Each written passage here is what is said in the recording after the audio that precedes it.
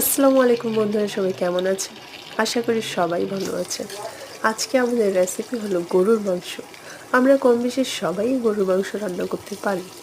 তাও আজকে আমাদের রেসিপিটি আপনাদের সাথে শেয়ার করব। চলুন দেখা যাক।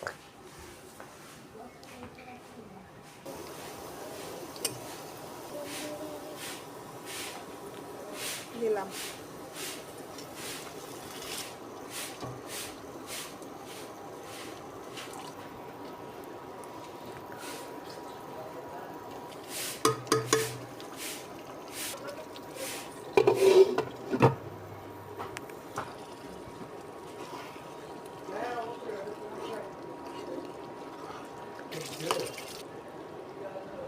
আস্তে আস্তে আস্তে নিচে রাখলাম।